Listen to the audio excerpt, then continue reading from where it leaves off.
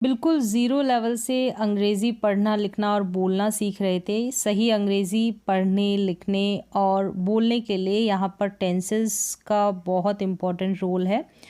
तो हमने present indefinite tense, जिसको कि सिंपल प्रेजेंट टेंस भी कहते हैं, उसकी पहचान देख ली। उसके पॉजिटिव सेंटेंस किस तरीके से बनाए जाते हैं, किस तरीके से हम नेगेटिव सेंटेंस बनाएंगे, उसका स्ट्रक्चर क्या, फॉर्मूला होता है, क्या क्या एग्जाम्पल्स किस तरीके से बनाए जाते हैं, कंप्लीट स्ट्रक्चर की सहायता से बनाने सीख लिए। तो आज आप सीखने वाले हैं इंटरोगेटिव सेंटेंस, यानी कि प्रश्नवाचक वाक्य बनाना, जिनमें कि आप सवाल कर सके, अंग्रेजी में सवाल बना सके, प्रश्न पूछ सके। तो पॉजिटिव सेंटेंस बनाने सीख लिए, नेगेटिव सेंटेंस बनाने सीख लिए प्रेजेंट इंडेफिनिट टेंस की। पॉजिटिव सेंटेंस आपको पता चल गया कि कौन से होते हैं, नेगेटिव जिसमें डू डज का इस्तेमाल होता है, क्योंकि हम अभी बात कर रहे हैं प्रेजेंट इंडेफिनिट टेंस की, सबसे पहले टेंस की। तो चलिए देख लेते हैं इंटरोगेटिव सेंटेंस यानी कि प्रश्नवाचक वाक्य किस तरीके से बनाएंगे, जिनकी सहायता से आप प्रश्न पूछ सकते हैं, किसी से भी अंग्रेजी में सवाल कर सकते हैं। तो ये जो इंटरोगेटिव सेंटेंस होंगे ना, ये प्रश्नवाचक वाक्य, ये दो प्रकार के होंगे। इनकी 2 टाइप्स होगी, हमेशा याद रखें। एक तो होते हैं यस नो टाइप के प्रश्नवाचक वाक्य, जिसमें आंसर जो होता है, जो उत्तर होता है, वो हाँ या ना में आता है, और हमेशा ये हेल्पिंग वर्ब से शुरू होता है। हेल्पिंग वर्ब तो अभी जो जिस टेंस की हम बात कर रहे हैं, यानी कि प्रेजेंट इंडेफिनिट टेंस की, इसकी जो हेल्पिंग वर्ब है वो है डू और डज। डू और डज इसकी हेल्पिंग वर्ब है। तो ये डू और डज से शुरू होंगे, ये जो प्रश्न होंगे वो डू और डज से शुरू होंगे। पहला टाइप ये हो गया। दूसरा टाइप है WH फैमिली वाले, जो कि वॉट से शुरू होते हैं, वेयर से शुरू होते हैं, वैन, इस तरीके से WH पूरी फैमिली होती है, उनसे शुरू होते हैं। ठीक है, यहाँ पर डू की जगह वॉट, वेयर, वैन, इस तरीके से WH वर्ड आ जाएंगे। तो ये होंगे दूसरे प्रश्नवाचक वाक्य। ये जो प्रश्नवाचक वाक्य होते हैं, जो WH फैमिली से शुरू होते हैं, इसका जो उत्तर होता है थोड़ा हमको बड़ा मिलता है। मतलब कि थोड़ा सा एक लाइन में इसका आंसर होता है। अगर सिर्फ आंसर जो है, जवाब जो है यस नो में दिया जाता है ना, तो वहाँ पर हम शुरुआत करते हैं हेल्पिंग वर्ब से। वो प्रश्न पूछने की शुरुआत हम हेल्पिंग वर्ब से करते हैं। हेल्पिंग वर्ब का मतलब सहायक क्रिया। और प्रेजेंट इंडेफिनिट टेंस की सहायक क्रिया कौन कौन सी है, जहाँ तक अभी तक आपने सीखा, तो डू और डज प्रेजेंट इंडेफिनिट टेंस की सहायक क्रिया है, हेल्पिंग वर्ब है।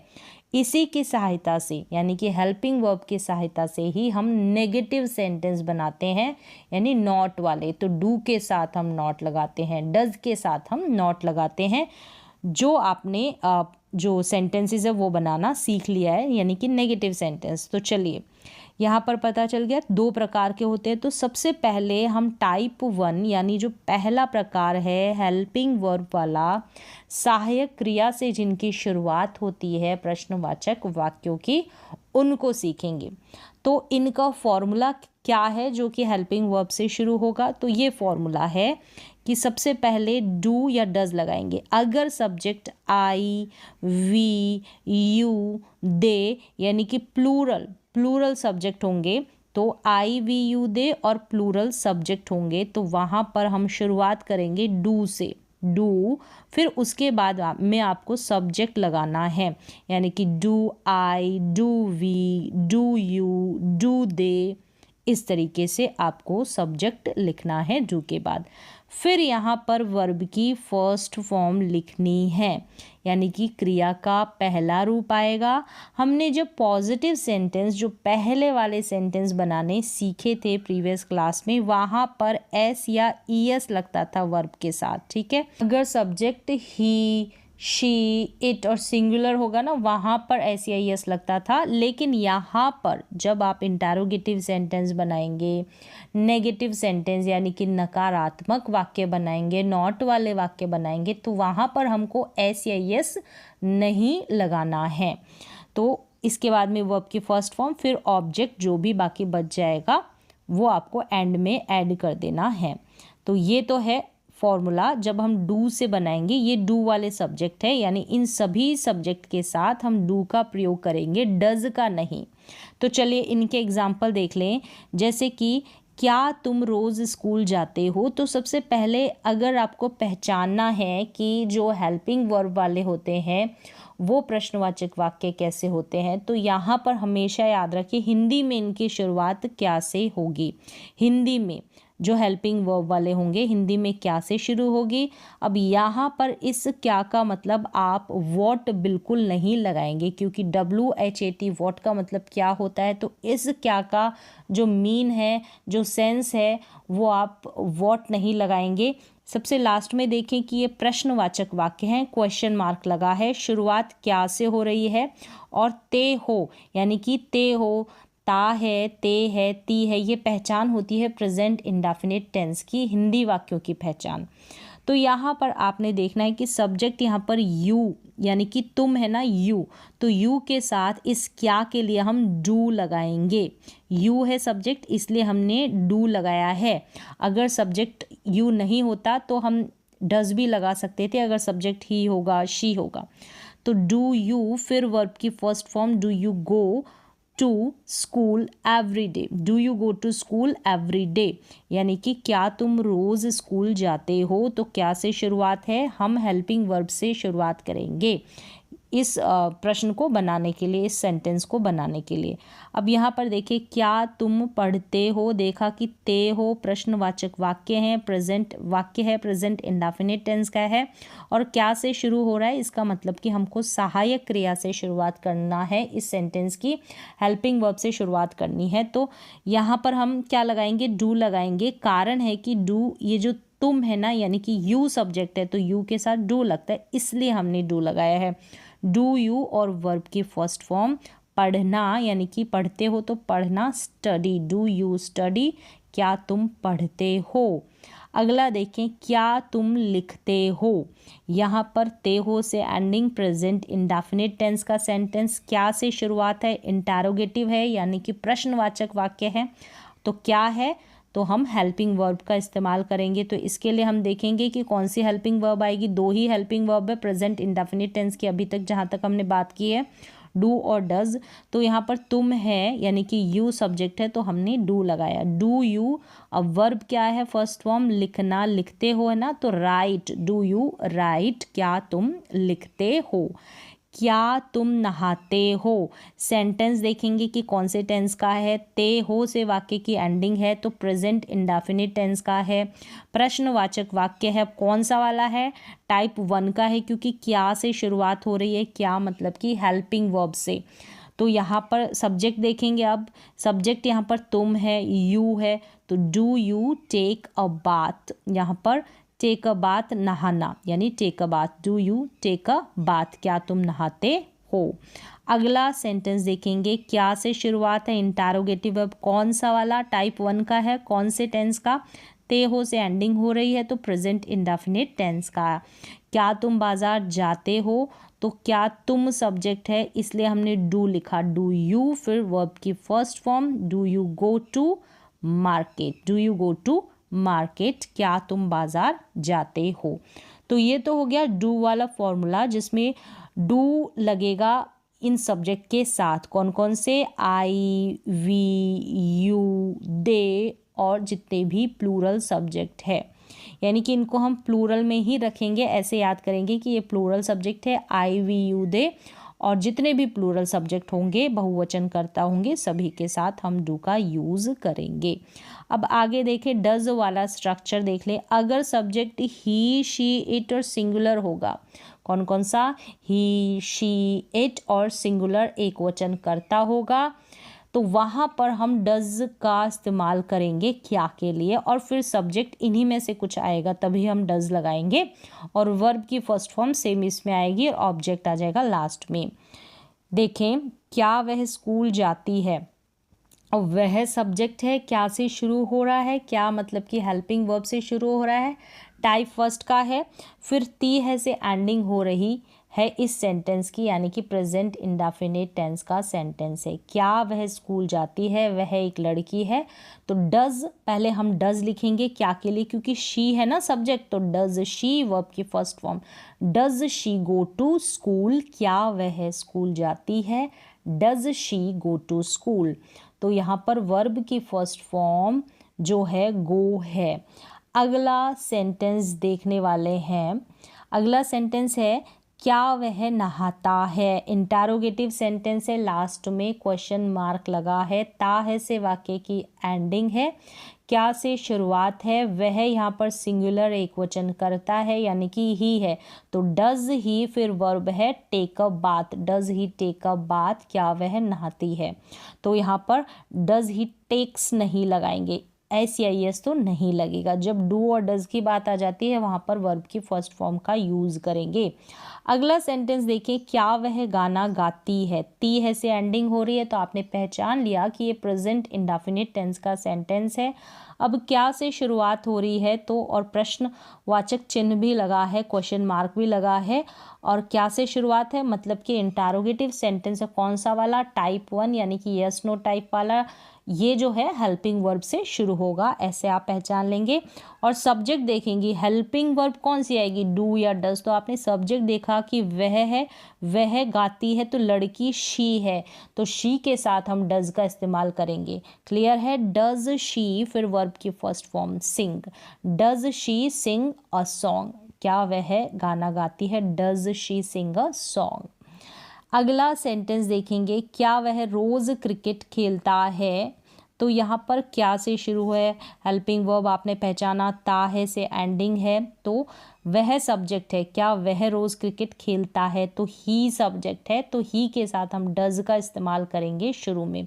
डज ही, फिर वर्ब की first form. Does he play cricket every day. Does he verb, subject के बाद में वर्ब की फर्स्ट फॉर्म लगा देनी है। तो इस तरीके से आपने समझ लिया कि इंटरोगेटिव दो टाइप के होते हैं। टाइप 1 क्लियर हो गई, हिंदी में क्या से शुरुआत होगी, इंग्लिश में हेल्पिंग वर्ब से शुरुआत होगी। डू या डज वाले देख रहे हैं क्योंकि प्रेजेंट इंडेफिनिट टेंस की बात है। अब सेकेंड टाइप देख लें, WH वर्ड से शुरू होने वाले, जैसे कि what, where, when, which etcetera. तो इस तरीके से WH वर्ड से शुरुआत होगी। यहाँ पर डू और डज नहीं लगेगा। डू और डज लगेगा इनके बाद लगेगा, आगे क्लियर हो जाएगा। जैसे कि अभी आपने देखा जो फॉर्मूला था ये वाला था, ठीक है, डज हो गया या डू हो गया, इन दोनों का फॉर्मूला इस तरीके से था, डज और डू से शुरू हो रहा है। अब इजी है ये समझना, आसान है। इनसे पहले यानी डज और डू से पहले आपको क्या कर देना है, WH वर्ड यूज़ कर लेना है। बस ये WH फैमिली वाला फॉर्मूला हो गया, यानी कि डू से पहले आपको WH वर्ड रख देना है। और सेम ऐसा ही इस डज वाले में भी करना है, शुरू में आपको WH वर्ड लिख देना है। अगर सब्जेक्ट ही, शी, इट और सिंगुलर सब्जेक्ट होंगे तो आपको समझ में आ गया डज का यूज़ होगा इनके साथ, ठीक है। I, we, you, they plural subject होंगे ना, तो WH वर्ड लिखेंगे पहले, फिर डू लिखेंगे। यहाँ पर WH वर्ड के तुरंत बाद आपको डू या डज का इस्तेमाल करना है, फिर सब्जेक्ट का, और उसके बाद वर्ब आएगी, यानी कि सब्जेक्ट के बाद वर्ब की फर्स्ट फॉर्म आएगी। इसमें भी एस या ES नहीं लगेगा। तो चलिए यहाँ तक क्लियर हो गया। अब हिंदी में देखिए कैसे बनाएंगे सेंटेंसेस। यहाँ पर WH फैमिली वर्ड जो आएगा ना हिंदी में, वो बीच में आएगा, सेंटेंस के बीच में। कब, क्यों, क्या, कैसे, ये सभी बीच में आ रहा है। जैसे कि आप कहाँ रहते हैं, अब यहाँ पर आपने देखा कहाँ है और ते हैं, यानी कि प्रेजेंट इंडेफिनिट टेंस का ये सेंटेंस हो गया। सबसे पहले ऐसे पहचाना।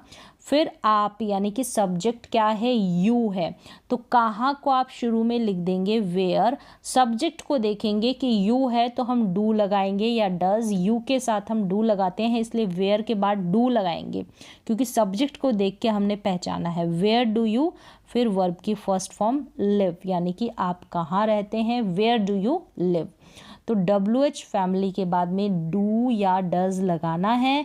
सब्जेक्ट कौन सा है उसको देखकर, आप क्या करते हैं, तो यहाँ पर क्या यानी कि वॉट आ गया, ते है present indefinite tense, what do you do क्या को शुरू में लिख दिया, और डू यहाँ पर हेल्पिंग वर्ब है, और ये वाली डू है ना ये मेन वर्ब है, यानी जो मुख्य क्रिया वर्ब की फर्स्ट फॉर्म है ना वो है डू, मतलब करना, करते हैं ना, ये करना तो डू।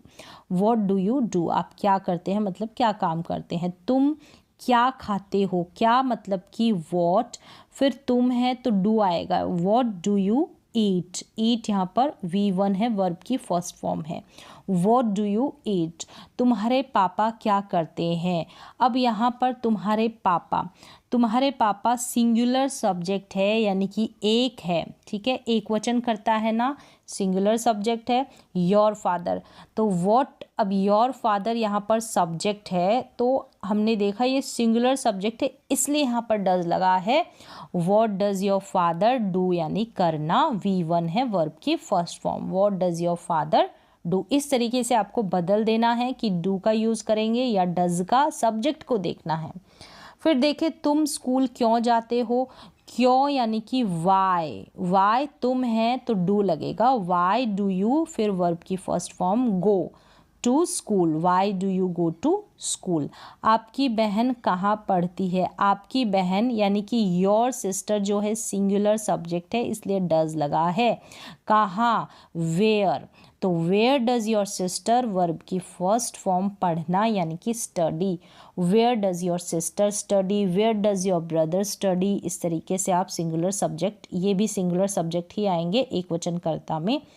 आपकी बहन, एक बहन की बात हो रही है, बहुत सारी होंगी तब हम डू का यूज़ करेंगे।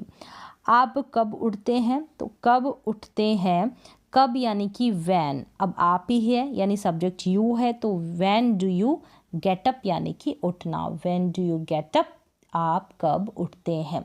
तो इस तरीके से यहाँ पर कंप्लीट हो जाता है। आपने जो है प्रश्नवाचक वाक्य किस तरीके से बनाएंगे, दो तरीके से बनाएंगे, दोनों तरीके यहाँ पर मैंने बताए हैं। तो इसके बाद आपको कहाँ पर व्हाट का यूज़, वेयर का यूज़, किस तरीके से हम WH फैमिली का यूज़ करेंगे और डू डज का यूज़ किस तरीके से करेंगे। इन्हीं में आपको एक चीज़ और जान लेनी है, इज़ MR का यूज़, इसी टेंस में इज़ MR का यूज़ और हैज़ हैव का यूज़ क्या है। हैज़ हैव का इज़ MR की अगर हिंदी में बात की जाए तो इसका जो हिंदी में मीन जाता है, ये वाला है जाता है। और हैज़ हैव का मतलब है पास है और है यानी है क्या, कुछ है, आप कुछ हैं ये बताने के लिए हमको इज़ MR का यूज़, और आपके पास कुछ है तो हैज़ हैव का यूज़ करेंगे। ये हम प्रेजेंट टाइम में ही करेंगे, तो आप इस चीज़ को प्रेजेंट इंडेफिनिट टेंस में याद रखें। कुछ है तो यहाँ पर इसके बाद जैसे वर्ब नहीं आएगी, इसमें भी क्रिया नहीं आएगी और इसमें भी कोई क्रिया नहीं आएगी, इसमें चीज़ आ जाएगी। इसमें जो भी है वो आपको लिख देना है। कैसे, चलिए वाक्य के थ्रू आप समझिए। यहाँ पर सब्जेक्ट जो है पहले देख लें, जैसे कि अगर सब्जेक्ट ही, शी, इट और सिंगुलर एक वचन करता होगा तो इनके साथ आपको इज़ का यूज़ करना है और हैज़ का यूज़ करना है। ये चीज़ आपको याद रहनी चाहिए, यानी कि he is, she is, it is, इस तरीके से यहाँ पर नाम हो जाएगा तो राम इज़। फिर ऐसे he has, she has, it has, Ram has, इस तरीके से याद कर लें। अगर आई सब्जेक्ट है तो आई एम, आई के साथ एम, और अगर पास है कुछ चीज़ तो ये बताना हो तो आई हैव, आई एम और आई हैव। अब यहाँ पर देखिए वी सब्जेक्ट है तो आर लगेगा, वी आर, यू सब्जेक्ट है तो आर लगेगा, यू आर, दे सब्जेक्ट है तो आर लगेगा, दे आर, प्लूरल सब्जेक्ट हो गया तो वहाँ पर भी आर लगेगा, यानी बहुवचन सब्जेक्ट के लिए भी हम आर का इस्तेमाल करेंगे। अब हैव भी इनके साथ लगेगा, जैसे वी है तो we have, you have, they have, plural है बहुत सारे तो वहाँ पर भी हैव लग जाएगा, और सिंगुलर है वहाँ पर हैज़ लग जाएगा और आई के साथ हैव लग जाएगा। तो ये आप याद कर लें कि इज़ MR का इस्तेमाल हम कौन कौन से कर्ता के साथ करेंगे और हैज़ हैव का। अब यहाँ तक समझ में आ जाने के बाद आप वाक्य बना पाएंगे। यहाँ पर देखें इज़ MR हिंदी में बात करें तो है। हैज़ हैव हिंदी में इसका मतलब देखें तो पास है, यानी कोई चीज़ आपके पास है, और यहाँ पर कुछ है आप, कुछ है का मतलब आप कोई टीचर हो सकते हैं, डॉक्टर हो सकते हैं, इस तरीके से आप और क्या हो सकते हैं, आप परेशान हो सकते हैं, आप और क्या हो सकते हैं, आप अमीर हो सकते हैं, गरीब हो सकते हैं, अपसेट हो सकते हैं, इंटेलिजेंट हो सकते हैं, ये चीज़ आप कुछ है तो ऐसा।